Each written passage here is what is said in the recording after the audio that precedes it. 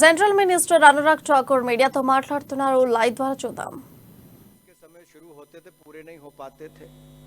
1970 में नॉर्थ कोयल प्रोजेक्ट को अनुमोदित किया गया था और 1972 में इसको प्रारंभ किया गया। 1972 से 1993 के बीच में बिहार सरकार ने इस प्रोजेक्ट के डैम, बराज, लेफ्ट मेन कनाल और राइट मेन कनाल के कार्य को लगभग पूरा किया था। तो 1993 में डैम के पानी से बेतला नेशनल प्रोजेक्ट और ये सब इलाकों में प्रभाव पड़ता, तो उसके बाद उसको रोका गया। बिहार और झारखंड के साथ लगते इलाकों में लोगों को जिनकी ज़मीनें भी जानी या जिनका उस समय ज़मीन अधिग्रहण भी किया गया और प्रोजेक्ट चल भी रहा था, लेकिन 93 के बाद इस पर कोई गति नहीं बन पाई। 2017 में कैबिनेट द्वारा इस प्रोजेक्ट को पूरा करने के लिए 1622 करोड़ रुपए की मंजूरी उस समय दी गई थी, लेकिन आज जो मंजूरी दी गई है वो राइट मेन कनाल, लेफ्ट मेन कनाल को कंप्लीट लाइनिंग और गियर डिस्ट्रीब्यूशन सिस्टम को निर्माण को भी पूरा करने के लिए अनुमति दे दी गई ताकि प्रोजेक्ट को पूरा किया जाए। और इस डैम के जो प्रभावित लोग होंगे, आउस्टी होंगे, उनको कॉम्पनसेशन पैकेज को रिवाइज किया गया है। जनहित में एक और बड़ा निर्णय किया गया कि एक और तो प्रोजेक्ट पूरा होगा तो 10,000 हेक्टेयर की भूमि को इरिगेशन यानी कि सिंचाई योग्य बनाया जाएगा, 10,000 हेक्टेयर की भूमि को। वहीं पर जो प्रोजेक्ट अफेक्टेड फैमिलीज हैं उनको 6.5 लाख रुपया का अतिरिक्त सेंट्रल ग्रांट दिया जाएगा। तो एक और सिंचाई योग्य भूमि हो जाएगी। लाखों हेक्टेयर भूमि को, लाखों एकड़ भूमि को वहाँ पे लाभ मिलेगा इसको। और दूसरी ओर जिनकी जमीन गई उनको इसमें से 6.5 लाख रुपए की अतिरिक्त सेंट्रल ग्रांट मिलेगी। एक अंतिम निर्णय जो मैं आपको से अवगत करवाऊंगा, Andaman Nicobar island tenancy regulation 2023, Dadra Nagar Haveli and Daman Diu tenancy regulation 2023, Lakshadweep tenancy regulation 2023 को प्रोमलगेट करने का निर्णय किया गया है, इसको घोषणा की गई है। ये जो मॉडल टेनेंसी एक्ट जून 2021 में कैबिनेट द्वारा अनुमोदित किया गया था, इसके पीछे मूल उद्देश्य था कि इस रेगुलेशन के द्वारा मकान मालिकों एवं किराएदारों के हितों और अधिकारों के बीच एक बैलेंस स्थापित किया जा सके, जिससे मकान मालिक किराए पर अपने मकान को देने के लिए उसको कोई चिंता ना हो, क्योंकि अधिकार एक बराबर होंगे। और इसके लिए मकान बनाने और खरीदने के लिए उसको प्रोत्साहन भी मिलेगा। और शहरी क्षेत्रों में खाली पड़े मकानों को किराएदारों को उपलब्ध भी कराए जा सकेंगे। हाउसिंग फॉर ऑल के लक्ष्य को भी हम इसके माध्यम से प्राप्त करने में सहायक होगा।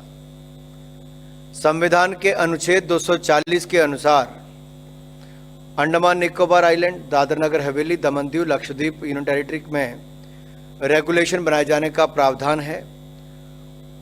और इसके जो रेगुलेशन के मेजर फीचर्स क्या हैं, इसके लागू होने के बाद किसी भी रेजिडेंशियल या कमर्शियल प्रॉपर्टी को किराए पर देने से पहले मकान मालिक और किराएदार के बीच रेंट एग्रीमेंट होना अनिवार्य है, कंपलसरी है। दूसरा, एग्रीमेंट की लिखित सूचना राज्यों में नियुक्त जो रेंटल अथॉरिटी है उसको दी जाएगी और रेंटल अथॉरिटी द्वारा उसको 7 दिन के अंदर एक यूनिक आइडेंटिफिकेशन नंबर दिया जाएगा, जारी किया जाएगा। और टेनेंसी से संबंधित सारी सूचनाएं अथॉरिटी की वेबसाइट पर अपलोड कर दी जाएंगी।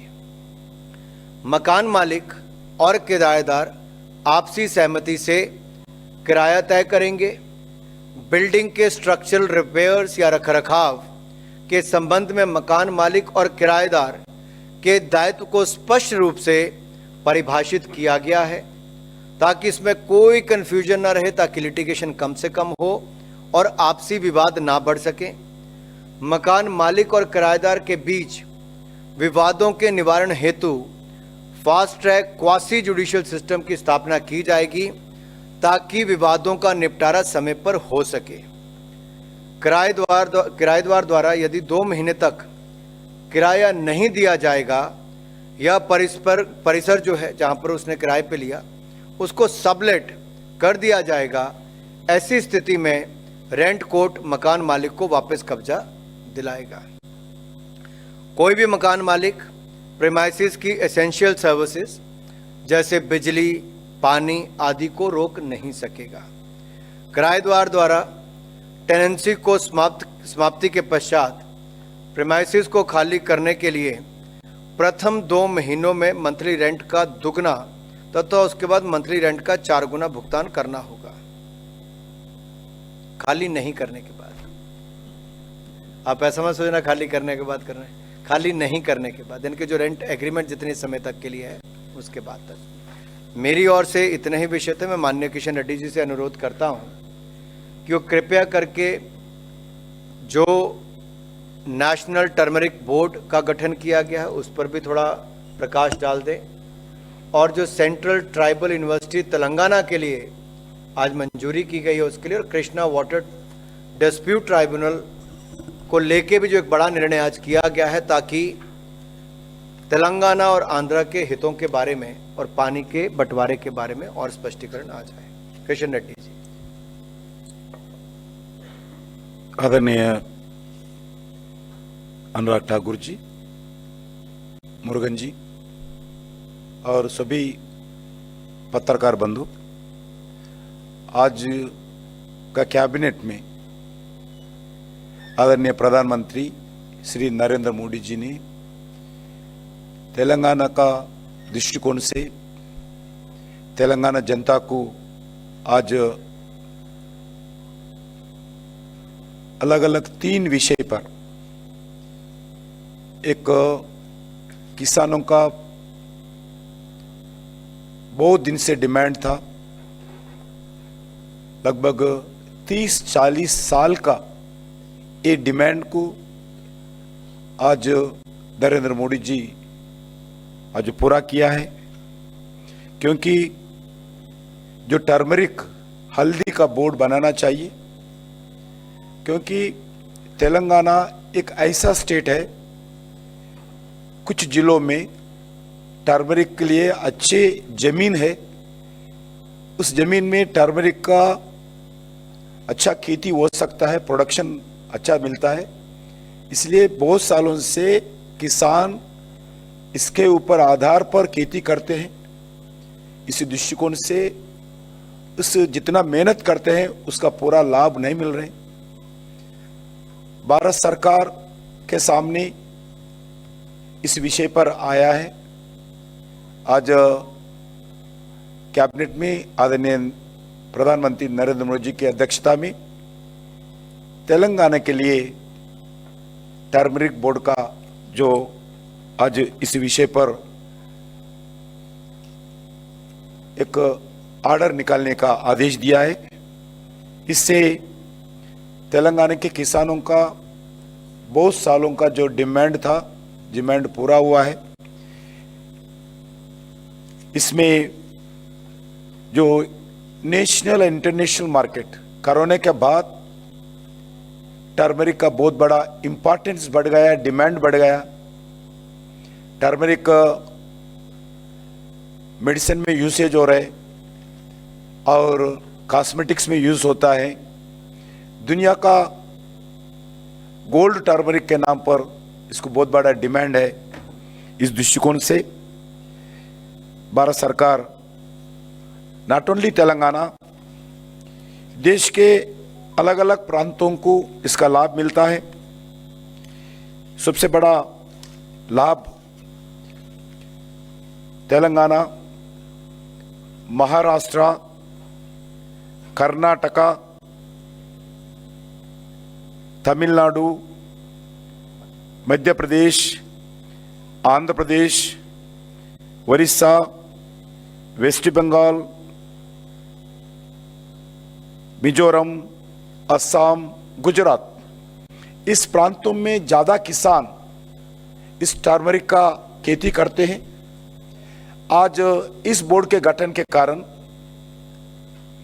उनका पूरा टर्मरिक का खेती के लिए न्यू टेक्नोलॉजी और खेती के दृष्टिकोण से उनको प्रोत्साहन करने का, उसका प्रोसेसिंग यूनिट डालने का, उस प्रोसेसिंग में वैल्यू एडेड करना, उसको एक्सपोर्ट करने में पूरा भारत सरकार के द्वारा इस टर्मरिक बोर्ड का गठन के द्वारा पूरा उनका प्रोत्साहन देना, और जो एक टारगेट भी भारत सरकार दुनिया का सबसे बड़ा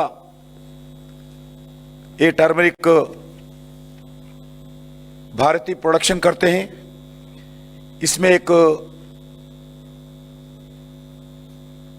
कमिटी गठित होगा बोर्ड में, इसमें एक चेयरमैन नियुक्त होगा, अलग अलग डिपार्टमेंट्स, एग्रीकल्चर मिनिस्ट्री हो, फैमिली वेलफेयर हो, वैसा ही फार्मास्यूटिकल मिनिस्ट्री हो, अलग अलग आयुष मिनिस्ट्री हो, अलग अलग इसमें इस कमिटी में अधिकारी रहेंगे। इसमें फार्मर्स रिप्रेजेंटेशंस रहेगा, एक्सपोर्टर्स का रिप्रेजेंटेशन रहेगा और रिसर्च ऑर्गेनाइजेशंस रहेंगे। इसका किसानों को लाभ मिलेगा, देश को अच्छे नाम भी होगा। इसलिए ये टर्मरिक बोर्ड के लिए जो खासकर तेलंगाना का जनता, खासकर फार्मर्स बहुत बड़ा संघर्ष किए थे बहुत सालों से। कुछ साल मैं बताना चाहता हूं, कुछ साल जब तक टर्मरिक बोर्ड नहीं आते हैं हम चप्पल नहीं पहनेंगे, ऐसा 15-20 साल से किसान विदाउट चप्पल तेलंगाना में घुमा है। मगर आज पहली बार कल शाम को अलग अलग किसानों को हमारा कार्यकर्ता चप्पल खरीद के दिया है। वैसा इतना आंदोलन था, इतना डिमांड था, इसका नरेंद्र मोदी जी का आज इस निर्णय से तेलंगाना के किसान बहुत बड़ा हर्ष व्यक्त कर रहे हैं और धन्यवाद भी व्यक्त कर रहे हैं। मैं भी आदरणीय प्रधानमंत्री जी को तेलंगाना के किसान के ओर से, तेलंगाना के जनता के ओर से, सारी जैसा स्टेट्स बताया महाराष्ट्र से के मिजोरम तक जितने भी प्रांतों के किसानों के ओर से मैं हृदय से धन्यवाद देना चाहता हूं। एक निर्णय, एक अच्छा निर्णय किसानों के हित के लिए, स्टेटों के हित के लिए, देश के हित के लिए, ये देश को लाभ होगा, स्टेट्स को लाभ होगा, किसानों को लाभ होगा। इसके लिए मैं हृदय से धन्यवाद देना चाहता हूं। दूसरा विषय ट्राइबल सेंट्रल यूनिवर्सिटी। इस यूनिवर्सिटी के लिए लगातार बहुत दिन से केंद्र सरकार और राज्य सरकार से बातचीत चल रहा था। लैंड देने में बहुत लेट हुआ है। तेलंगाना को, आंध्र को, दोनों को ट्राइबल यूनिवर्सिटी देने के लिए निर्णय था, मगर आंध्र सरकार ने 2015 में ही लैंड आइडेंटिफाई करके केंद्र सरकार को सूचित किया गया, लैंड हैंड ओवर भी किया गया। तेलंगाना के लिए बहुत बड़ा डिस्कशन हो रहा था, दोनों में लगभग करस्पॉन्डिंग चर्चा, मीटिंग्स हो रहा था, मगर लैंड आइडेंटिफाई करने में कौन सा स्थान में ट्राइबल यूनिवर्सिटी लगाना, उसमें भी बहुत बड़ा लेट हुआ है। उधर भी हमारे जिला में होना चाहिए, हमारा जिला होना चाहिए, ऐसा लगभग इस साल तक पेंडिंग हुआ था। अभी इस साल में लैंड सेंट्रल गवर्नमेंट को, आईटीडीसी को हैंड ओवर किया है। उसके बाद आज आदरणीय प्रधानमंत्री जी नरेंद्र मोदी जी इस ट्राइबल यूनिवर्सिटी का गठन करने का कैबिनेट में निर्णय किया है। उसके बाद निर्णय ही नहीं है, उस लगभग 889 करोड़ फर्स्ट फेज में एलोकेशन हुआ है। उसमें इस ट्राइबल यूनिवर्सिटी मुलुगु, तेलंगाना में एक मुलुगु डिस्ट्रिक्ट है, हेडक्वार्टर भी है, उस गांव में इस ट्राइबल यूनिवर्सिटी का गठन करने का निर्णय हुआ है। मैं इसके ट्राइबल्स के तरफ से मैं धन्यवाद देना चाहता हूं प्रधानमंत्री जी को। इसका नाम भी आप भी सर्च कर सकते हैं इंटरनेट में। एक हमारा तेलंगाना में एक सम्मक्का सारक्का, ये वन देता दोनों माँ बेटी है। ये गिरिजनों के ट्राइबल्स के अधिकारों के लिए, हक के लिए संघर्ष किए थे। ये लोग बहुत बड़ा मंदिर भी है। इस ट्राइबल समुदायों के रक्षा के लिए, आदिवासियों के लिए भगवान माता के रूप में, देवता के रूप में पराशक्ति माना जाता है। ट्राइबल्स दुनिया में सबसे बड़ा ट्राइबल का कुंभ मेला आप सर्च कर सकते। कुंभ मेला इस जगह होता है मुलुगु में। ये जगह सम्मक्का सारक्का मंदिर है। ट्राइबल फेस्टिवल होता है। सभी प्रांतों से, नॉट ओनली तेलंगाना, अलग अलग प्रांतों से, मध्य प्रदेश, छत्तीसगढ़, उड़ीसा, महाराष्ट्र, आंध्र प्रदेश, कर्नाटका जैसा, झारखंड जैसा प्रदेशों से लाखों लोग इस कुंभ मेले, ट्राइबल कुंभ मेले में इस मंदिर पे आते हैं। आदरणीय प्रधानमंत्री नरेंद्र मोदी जी एक अच्छा निर्णय लिया है। इस दोनों सम्मक्का सारक्का माताओं के वन देवता के नाम पर इस ट्राइबल यूनिवर्सिटी का गठन करने का निर्णय हुआ है। Sammakka Sarakka central tribal university के नाम पर इस यूनिवर्सिटी काम करेगा। मैं इस विषय पर भी बहुत दिन से पेंडिंग था, इस विषय पर भी मैं प्रधानमंत्री जी को धन्यवाद देना चाहता हूं। तीसरा मुद्दा तेलंगाना का ही आंध्र प्रदेश का था। जो पहला तो महाराष्ट्र जैसा आदरणीय अनुराग ठाकुर जी बताए थे, महाराष्ट्र, कर्नाटका, आंध्र प्रदेश, इस तीनों में स्टेट्स में ये कृष्णा वाटर का इश्यू था।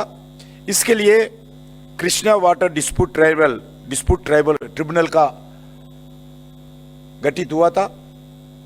उसके बाद जब जैसा आंध्र प्रदेश से तेलंगाना अलग हो गया, दो स्टेट बन गया, वो डिस्प्यूट तेलंगाना का पानी का कैसा दोनों के बीच में फिर डिवाइड करना चाहिए, इसका इश्यू था।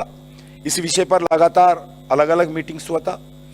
तेलंगाना सरकार ने 2015 में इस कृष्णा ट्रिब्यूनल, हमारा Telangana Andhra water dispute divide करने के लिए एक याचिका डिमांड करते हुए सुप्रीम कोर्ट में फाइल किए थे।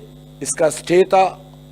आज केंद्र सरकार ने लगभग सुप्रीम कोर्ट का डिस्प्यूट फाइनल होता बोल के देखे थे, मगर फाइनली तेलंगाना सरकार, केंद्र सरकार के बीच में डिस्कशन हुआ। उस डिस्कशन के अंदर तेलंगाना सरकार मान लिया है जो सुप्रीम कोर्ट का याचिका है हम वापस लेंगे। वो याचिका वापस लिया है। अभी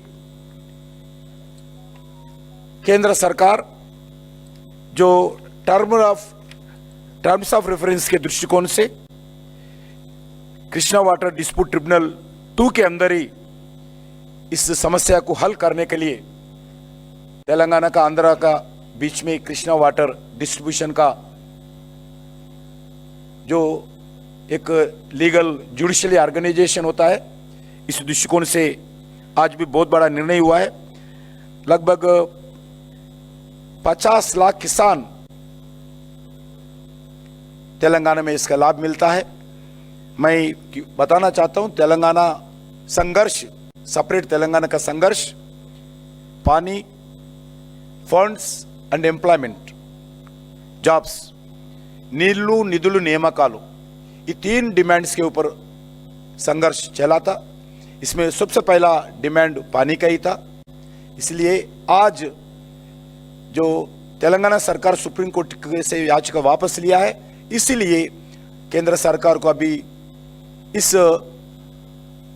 Krishna water tribunal dispute tribunal का 2 के अंदर टर्म्स ऑफ रेफरेंस के अंदर जो भी समस्या हल करने का निर्णय का आज कैबिनेट अप्रूवल मिला है। मैं इसी विषय पर भी आदरणीय प्रधानमंत्री जी को हृदय से तेलंगाना के किसान की ओर से, तेलंगाना के जनता की ओर से मैं धन्यवाद देना चाहता हूं। Sir, we may open the floor for questions. Can begin here. 91.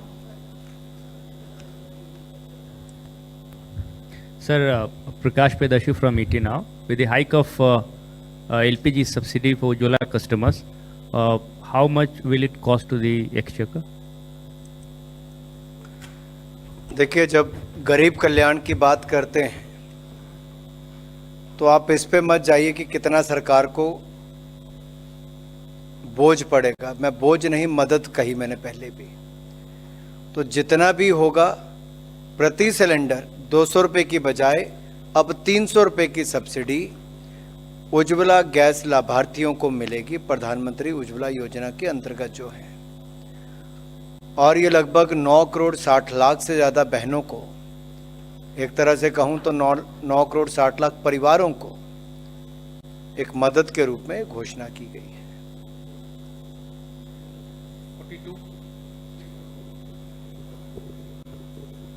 Sir, Lakshman CNBC आवाज़ से, ये जो सब्सिडी बढ़ाकर 200 के बजाय 300 की गई है, ये इसके कोई टाइमलाइन है कि कब तक के लिए बढ़ाई गई? क्योंकि अभी LPG के दाम में काफ़ी बढ़ोतरी हुई थी, तो हो सकता है कि तत्कालिक राहत देनी हो।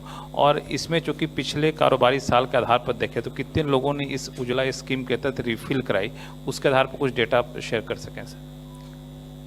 देखिए, जितनी भी खपत होती है लक्ष्मण जी, मान लीजिए ऑन एन एवरेज अगर कोई 3 सिलेंडर लेता है, 4 लेता है, तो उसके हिसाब से 100 रुपये प्रति सिलेंडर और बढ़ जाएगा। पहले जब वो पैसा देता है, मैंने पहले भी विस्तार में बताया कि रक्षाबंधन से पिछले दिन तक 1100 रुपये सिलेंडर का दाम था, वो कम करके 900 रुपये किया गया। 900 रुपये के अलावा जो उज्ज्वला गैस योजना के लाभार्थी हैं उनको 900 रुपये के ऊपर 200 सब्सिडी मिलती है। 200 रुपये उनके वापस खाते में जमा होता है। अब 200 की बजाय 300 रुपये उनके खाते में वापस जमा होगा। चाहे 3 सिलेंडर लेंगे तो 300 रुपये 3 बार होंगे, 4 लेंगे तो 300 रुपये 4 बार होंगे। और ये केवल उज्ज्वला लाभार्थियों के लिए। कब तक? अगले वित्तीय वर्ष तक तो है ही है। अनुराग जी, मैं सुशील राघव हूँ जनसत्ता से। ये जो राष्ट्रीय हल्दी बोर्ड बनाया गया है, देश में कितने किसानों को इसका लाभ पहुँचेगा? किसको? कितने किसानों को इसका लाभ होगा? देखिए, अगर मैं राज्यों की बात करूं तो राज्य तो बहुत हैं, और एरिया की भी बात करूं तो लगभग इसमें 3,23,838 हेक्टेयर भूमि जो है वो हल्दी की खेती के लिए इस्तेमाल की जाती है। 1600 करोड़ रुपए का लगभग एक्सपोर्ट होता है, जिसको बढ़ाकर अब हम लगभग 8,500 करोड़ रुपए के एक्सपोर्ट पे जा रहे हैं, जो भी $1 बिलियन के आसपास बनता है। तो ये हमारा टारगेट है कि उस दिशा में लेकर जाएंगे, क्योंकि खपत भी बढ़ रही है, इसके फ़ायदे की जानकारी भी लोगों को ज़्यादा मिल रही है, और साथ ही साथ नेशनल टर्मरिक बोर्ड जब बनता है तो उसका लाभ ये होता है कि वैरायटी से लेके उस पर और गुणवत्ता कैसे बढ़े और प्रोडक्शन कैसे बढ़े, उस सारी चीज़ों को देखते हुए जो 3-4 अलग अलग डिपार्टमेंट से इनकी चर्चा करके, एक्सपर्ट से चर्चा करके तभी इसका गठन किया जा रहा है, उनकी अनुशंसा पर ही। अनुराग जी, ये नॉर्थ कोयल प्रोजेक्ट की जो आपने आज जानकारी दी है जी, ये सालों से है और हमारे औरंगाबाद गया को इससे ज़्यादा फायदा होने वाली है। इसमें जो आपने 30 माह का जो समय दिया है कि 30 माह में इसके बाकी जो बचे हुए काम है वो पूरा हो जाएंगे, आपको लगता है कि 30 माह में जिस तरह से वहाँ पर इसको लेकर इतना लंबी योजना चली है, डिस्प्यूट चला है, 30 माह में पूरा हो जाएगा? और कितना काम बचा हुआ है सर इसमें? मुझे लगता है रविंदर जी, आपने एक बहुत महत्वपूर्ण सवाल पूछा कि क्या 3 माह में, यानी कि 2.5 साल में पूरा हो जाएगा। जब ये 72 से शुरू हुआ और सरकारें कई आई और चली गई, तो नरेंद्र मोदी जी की सरकार में, यानी कि एनडीए के सरकार में बहुत सारे ऐसे प्रोजेक्ट हैं जो 40-40, 50-50 वर्षों से लंबित थे, जिन सरकारों ने शुरू किया था पूरे नहीं किए।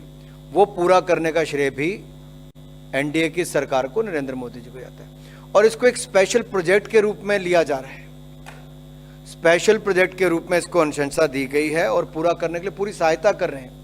जो सेंट्रल हम ग्रांट भी दे रहे हैं, एक तरह से 6.5 लाख रुपया जो अफेक्टेड फैमिलीज हैं, जिन परिवारों का जमीन गया है, जिनको इससे थोड़ा नुकसान होगा, उनको कंपनसेशन पहले मिली होगी, लेकिन ये विशेष सेंट्रल ग्रांट उनको दी जा रही है 6.5 लाख रुपए प्रति व्यक्ति। और बजट को भी बढ़ाकर, जो मैंने जैसे कहा कि 1622 करोड़ 2017 में इसका अनुमान लगाया गया था, लेकिन अब इसके ओवरऑल जो भी इसके कंपोनेंट्स है उसको इंक्लूड करके 2431 करोड़ रुपए की मंजूरी दी गई है।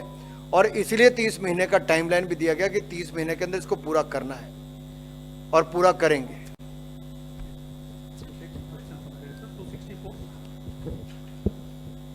Sir, my question is about. Keep the mic closer please. Hello.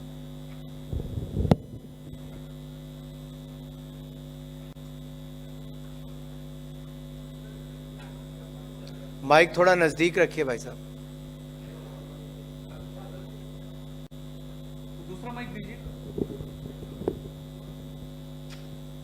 Sir, the Supreme Court had asked for the setting up of a river tribunal bench for between Karnataka and Tamil Nadu for sharing the river water between Karnataka and Tamil Nadu. It came up in December 22. It is about also. the Krishna I know, I understand. No, Water yesterday also. Dispute Tribunal. Sir, yesterday also Supreme Court had made an observation regarding Pennayar River Tribunal. That is why I am asking you this question. No, I have to speak about the decision taken today in the today's cabinet. Yeah, let us confine our questions to the cabinet decisions taken today.